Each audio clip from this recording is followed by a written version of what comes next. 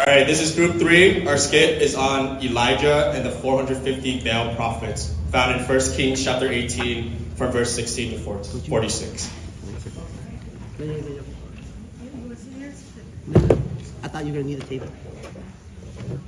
Ahab had been unfaithful and disobedient to the Lord. God tells Elijah to present himself in front of Ahab, and he will send rain to relieve the Israelites from the drought. After Obadiah, sent by Elijah, meets with Ahab, Ahab agrees to meet Elijah.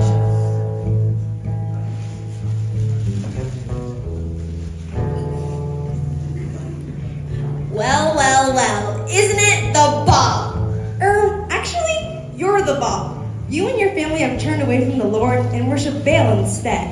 Now, send all of your 450 Baal prophets and your 400 Asherah prophets to come to the back of Mount Carmel, and we will square up. Elijah goes to Mount Carmel, waiting for Ahab to arrive. What is taking them so long? They were supposed to be here like so long ago.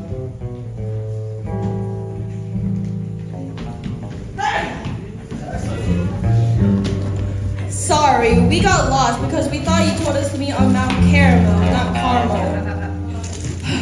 Alright, here's how it's going to go down. Some of you had wavered between two options for too long.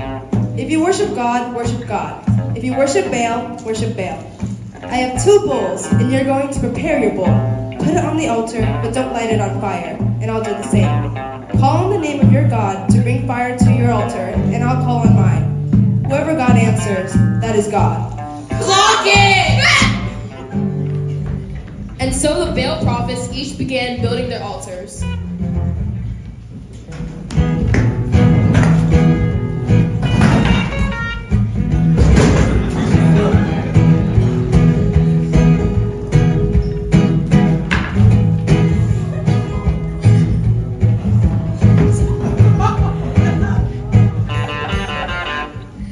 From morning until noon, the Baal prophets shouted to their God, but their altar did not produce fire. They even started to dance. Ballerina cappuccino! Ballerina cappuccino! Ballerina cappuccino! Come on! Ballerina cappuccino! Your God! Ballerina cappuccino! Maybe he's sweeping. He's at Summer Grove Tail. The Baal prophets, hearing the song, scream even louder, and they danced even harder. They hit themselves with shovels, as was their custom, until their blood flowed.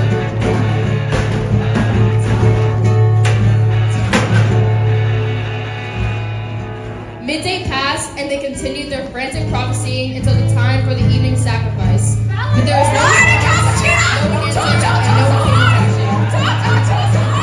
Elijah sat on them on his cross, cannot wash himself away. All of you! Stop! Stop! Stop. Come here.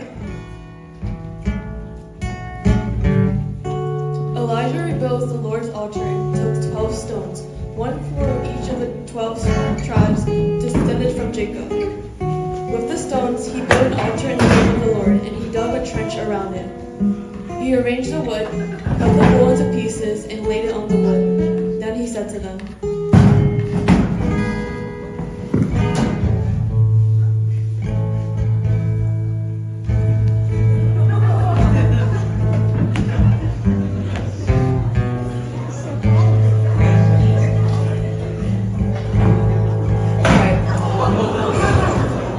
Fuel the Nerf guns with water and pour it on the offering and on the wood.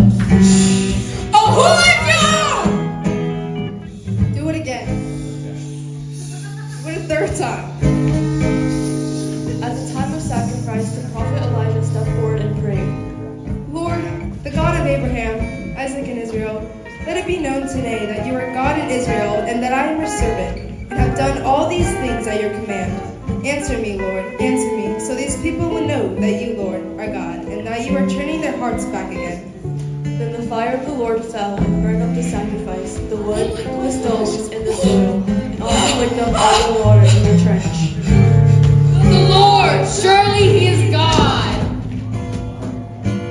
They died, but the Lord brought rain down to the land and showed them he is the only Lord.